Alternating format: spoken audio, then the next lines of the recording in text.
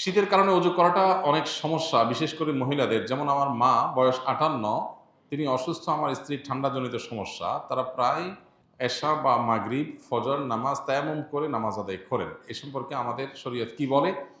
নামাজ কি কবুল হবে? আর তায়াম্মুম করে কোরআন তেলাওয়াত করা যাবে কিনা? দেখুন, যেখানে অজু প্রয়োজন সেখানে অজু করতে হবে। নামাজের জন্য হোক, কোরআন স্পর্শ করার জন্য হোক, অথবা তওয়াফ করার জন্য হোক, এই কাজগুলোতে অজু লাগে।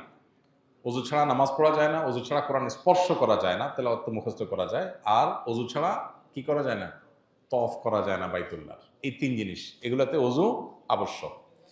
এখন এই জায়গাগুলোতে তায়াম্মুম তখনই করা যাবে যখন অজুতে মানুষ অপারগ হবে, অজুর কোনো অপশন থাকবে না, অনেক দূর পর্যন্ত কোনো পানি নেই, যেটুকু আছে কোনো রকম খেয়ে বাঁচার মতো, তাহলে সে তায়াম্মুম করতে পারে।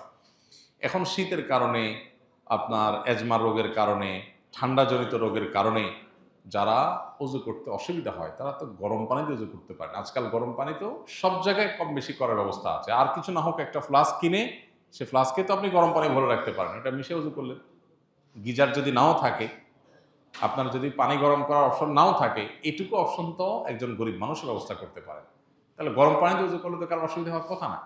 যদি কারোর গরম পানিও টাচ করার মতো না, হাত ভাঙা, পাও ভাঙা, অপারেশন হয়েছে, ব্যান্ডেজ দেওয়া, পানি লাগানোই যাবে না, তাহলে তার জন্য তায়াম্মুমের অপশন আছে। কিন্তু এই যে ঠান্ডাজনিত কারণে তায়াম্মুম শুরু করে দিবেন, এত সহজ না বিষয়টা। বিষয়টা তখনই আপনি করতে পারবেন যখন অজু করার সকল অপশন আপনার কাছে বন্ধ হয়ে যাবে। আর আরেকটা বিকল্প আছে, মোজার উপরে মাসা করা।